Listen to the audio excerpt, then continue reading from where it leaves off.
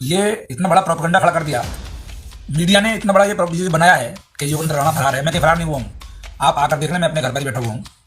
और ऐसा कोई मैं जो है अब जो जुबान से बोल दिया वो बोल दिया, पीछे हटने वाला नहीं हूँ। मैं माफ़ी नहीं मांगूंगा किसी कीमत पे। तमाम जो मौसम वैज्ञानिक हैं, देखिए इस देश में अगर महाराणा कुंभा पैदा हुए हैं, महाराणा सांगा पैदा हुए हैं, महाराणा प्रताप पैदा हुए हैं, बप्पा रावल पैदा हुए हैं, भगवान श्री राम पैदा हुए हैं, छत्रपति शिवाजी पैदा हुए हैं, छत्रपति संभाजी पैदा हुए हैं, तो इस देश में जयचंद और मानसिंह भी पैदा हुए हैं। तो देखिए, और उनके साथ में भी छल हुआ, और छल के कारण ही उनकी जो है कहीं ना कहीं कुछ कमजोरियां बनी।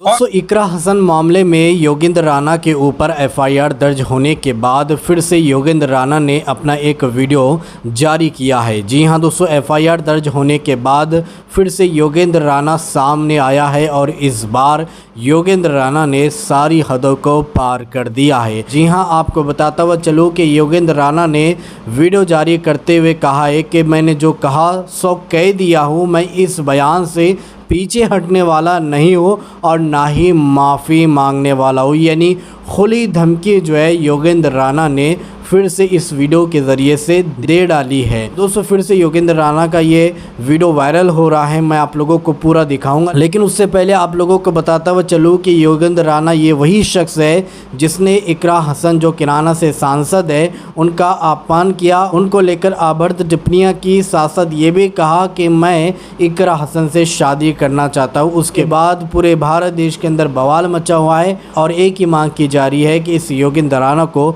जल्द से जल्द गिरफ्तार किया जाए, क्योंकि इकरा हसन का अपमान बर्दाश्त नहीं किया जाएगा। तो इसी बीच दोस्तों योगेंद्र राणा को लेकर बहुत सारी यानी बातें हो रही थी, जिसमें ये कहा जा रहा था कि योगेंद्र राणा फरार हो चुका है, एफआईआर के डर से, जेल की डर से वो भाग चुका है, उसका मोबाइल फ़ोन जो है स्विच ऑफ हो चुका है। तो इन्हीं सवालों का जवाब योगेंद्र राणा ने दिया है कि मैं अभी भी घर पे हूँ, ना ही मैं फ़रार हुआ हूँ, और जो मैंने बयान दिया हूँ मैं इस पर अटल हूँ, मैं इस बयान से पीछे हटने वाला नहीं हूँ और ना ही माफ़ी मांगने वाला हूँ। आप सबसे पहले योगेंद्र राणा का ये वीडियो क्लिप देखिए। ये इतना बड़ा प्रोपेगेंडा खड़ा कर दिया और मीडिया ने इतना बड़ा ये जो बनाया है कि योगेंद्र राणा फरार है। मैं कहीं फरार नहीं हुआ हूं, आप आकर देख लें, मैं अपने घर पर ही बैठा हुआ हूं और पूजा करके उठाऊं मैं भी, ठीक है। तो कोई ये भ्रम में ना रहे कि मैं डर के कहीं भाग गया, और ऐसा कोई मैं जो है अब जो जुबान से बोल दिया वो बोल दिया, पीछे हटने वाला नहीं हूँ। मैं माफ़ी नहीं मांगूंगा किसी कीमत पे। तमाम जो मौसम वैज्ञानिक हैं, देखिए इस देश में अगर महाराणा कुंभा पैदा हुए हैं, महाराणा सांगा पैदा हुए हैं, महाराणा प्रताप पैदा हुए हैं, बप्पा रावल पैदा हुए हैं, भगवान श्री राम पैदा हुए हैं, छत्रपति शिवाजी पैदा हुए हैं, छत्रपति संभाजी पैदा हुए हैं, तो इस देश में जयचंद और मानसिंह भी पैदा हुए हैं।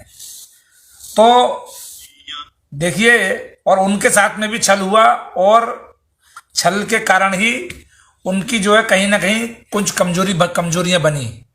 और मैं अपना सिद्धांत रखता हूं, पृथ्वी में जहां भी मुझे अपनी बात रखने का मौका मिलता है तो मैं इस बात को कहता हूं कि पृथ्वीराज चौहान जी ने 16 बार मोहम्मद गौरी को गलत माफ किया। इतिहास में भूल चूक हुई है, ये भूल चूक करने का समय अब बिल्कुल नहीं है। 16 बार क्यों माफ कर रहे हो दुश्मन को? सांप अभी देखा आपने, वहां के बिहार के वो रहने वाले थे, बिहार के रहने वाले थे जय सिंह साहनी, और वो सांप सर्प मित्र थे, सर्प मित्र कहकर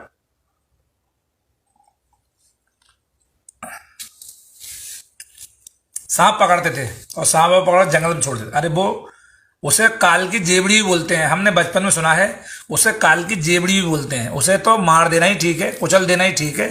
वो तो काटेगा तो मृत्यु होनी है 40 मिनट में। अगर आपको एंटी वेनम नहीं मिली तो उसके अंदर जो न्यूरोटॉक्सिन जो जहर होता है उससे मृत्यु निश्चित है। तो उसके आपको जो मैंने गुरु गोविंद सिंह जी की एक मैंने बात पढ़ी कि मैं कोई नफरती भाषण देने के लिए नहीं आया हूं यहां पर। अभी एक मैं कमेंट पढ़ के आ रहा हूं, कोई पाशा जी थे, उनका कमेंट था कि गंगा जमुनी तहजीब।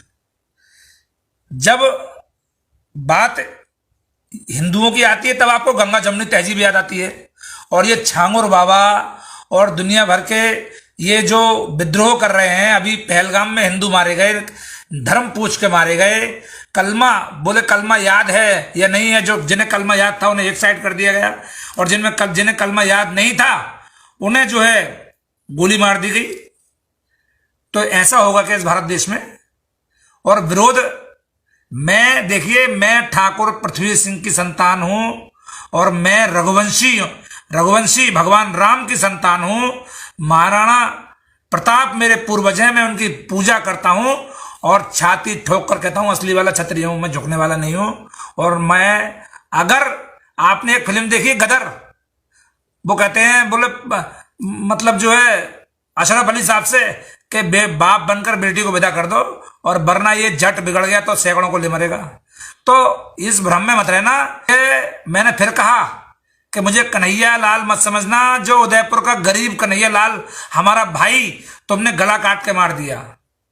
मेरा गला इतना कमजोर नहीं है, इस गले पर हाथ चलाने से पहले 100 बार सोच लेना। और जितने भी, मैं कहता हूं कि तमाम गुज्जर हमारे समुदाय के लोग वीडियो बना रहे हैं, अब वो मुझे पता नहीं सस्ती लोकप्रियता के लिए काम कर रहे हैं या असलियत में वो कह रहे हैं। हमारे गुज्जर समाज की बहन है माननीय सांसद इकरा हसन साहब, जब वो कन्वर्टेड हो गई, मुसलमान बन गई, तो वो तुम्हारी बहन कहां से रह गई भाई? और फिर बहन, इनके यहां तो कब बहन बीवी बन जाए और कब बीवी बहन बन जाए उसका ही पता नहीं। तो इन चीजों में, इन चीजों के भ्रम में भाई मैं हिंदुओं से ये बात कहना चाहता हूं। आप देखिए, अभी लगभग 5 वर्ष पहले की बात है, अलीगढ़ की एक बेटी थी ट्विंकल शर्मा, उसका वो गायब हो गई, रहस्यमय ढंग से लापता हो गई, और वह 5 दिन बाद ही घर के पास के डस्टबिन से उसका शव बरामद हुआ। और शव बरामद होने के बाद में जब उसका पोस्टमार्टम हुआ, तो उसमें पोस्टमार्टम में उसके संग में रेप की पुष्टि हुई, उसके संग में बलात्कार की पुष्टि हुई। और उसके जो बलात्कार करने वाले थे, वो उसका एक का नाम जाहिद था और एक का नाम असलम था। आप सोच सकते हैं 5 वर्ष का बच्चा कितना बड़ा होता है, और उसके संग बलात्कार करने वाला कितना बड़ा बहसी और कितना बड़ा दरिंदा होगा। आप समझ सकते हैं, कल्पना कर सकते हैं आप? हैं, ये भाईचारा भाईचारा भाईचारा भाईचारा गीत गाते रहेंगे आप? हैं, मतलब हम इन्हें भाई के, ये हमें भाई के, और हम इनका चारा बन जाएं। अब ऐसा बिल्कुल नहीं होने वाला है। मैं सभी हिंदुओं से हाथ जोड़कर निवेदन करना चाहता हूं कि आप लड़ाई मत लड़िए। भारत ने अपने इतिहास में पहला आक्रमण कभी किसी पर नहीं किया, हम आक्रमणकारी नहीं रहे।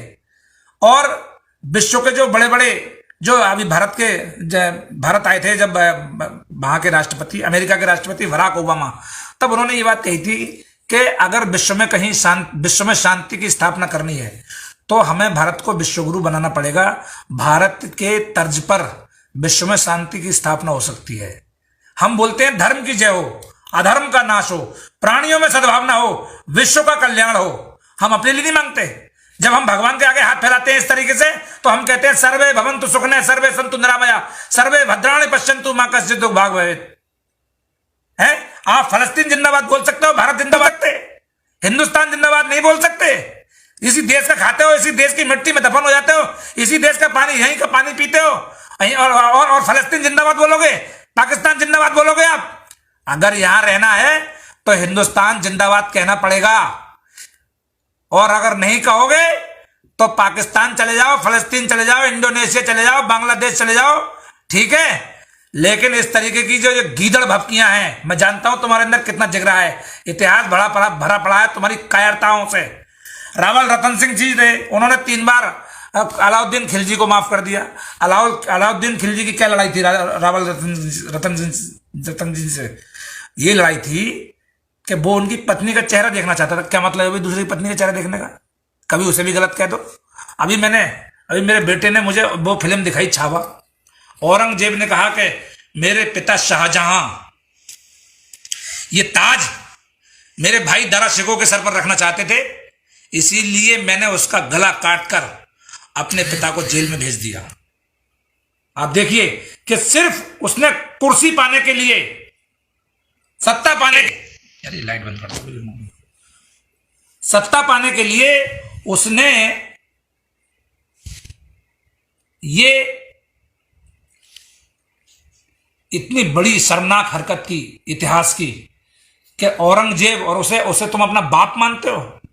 अभी मेरे एक मित्र हैं, मुस्लिम समाज से हैं, मैं उनसे कह रहा था, मैंने कहा औरंगजेब तो बड़ा कट्टर था, बड़ा क्रूर था, तो वो कह रहे थे कि नहीं, उससे अच्छा तो कोई शासक ही नहीं हुआ।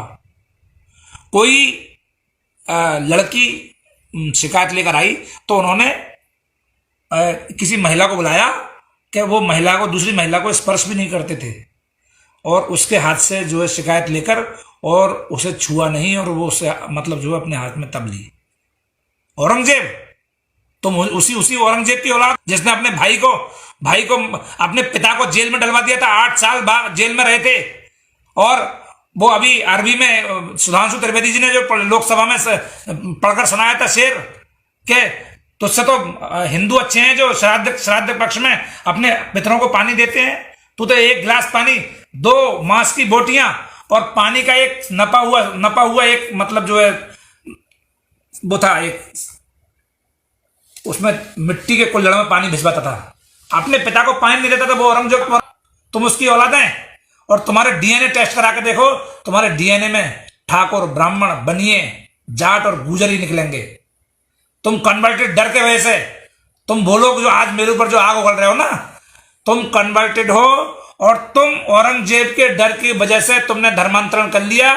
लेकिन मैं आज के वाल्मीकि समाज को नमन करता हूं, और पूरे दलित समाज को नमन करता हूं, पूरे जाट गुजर समाज को नमन करता हूं, पूरे क्षत्रिय समाज को नमन करता हूं कि जो आज भी अपने धर्म पर अडिग रहे, और उन्होंने औरंगजेब के कहने से धर्म जो है धर्मांतरण नहीं किया। अभी टीएमसी की एक विधायक है समोनी घोष, जिसने भगवान शिव के पार्थिव शिवलिंग पर जाकर कॉन्डोम चढ़ा दिया। मैं खुलेआम कह रहा हूं फेसबुक पर लाइव के माध्यम से, मैं हिंदुओं को बताना चाहता हूं कि जाग जाओ।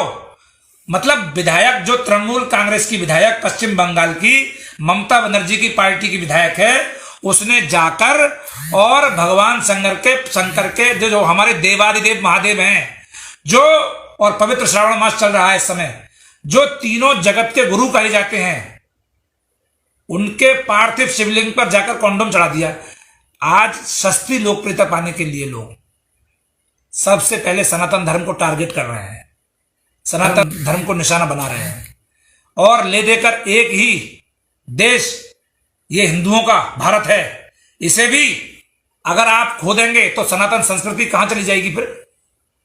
अगर आप अपनी जगह पर अडिग नहीं रहेंगे, डटे नहीं रहेंगे, मुकाबला नहीं करेंगे, लोहा नहीं लेंगे। मैं कोई नफरती भाषण नहीं दे रहा हूं, लेकिन मैं नहीं कहता हिंदू मुस्लिम भाई भाई, आप हिंदू मुस्लिम सिख ईसाई आपस में सब भाई भाई। तो दोस्तों आप लोगों ने देखा कि इसी योगेंद्र राणा के ऊपर एफआईआर दर्ज हो चुकी है, पुलिस इसकी तलाश कर रही है, लेकिन उल्टा किस तरह से ये खुली धमकी दे रहा है, खुली चेतावनी दे रहा है। ये कह रहा है कि मैंने जो बयान दिया हूँ मैं इस पर अटल हूँ, इस बयान से मैं पीछे हटने वाला नहीं हूँ, झुकने वाला नहीं हूँ, इकरा हसन से मैं शादी करके रहूँगा। इस तरह का ये बयान योगेंद्र राणा ने दिया है। दोस्तों इस पूरी वीडियो को देखने के बाद अब आप क्या कहना चाहोगे, आपके इस बारे में क्या राय, तो कमेंट में अपनी राय लाजमी बताइए। तो चलिए इस अगली वीडियो में मिलते हैं, जब तक अपना ख्याल रखिए, शुक्रिया।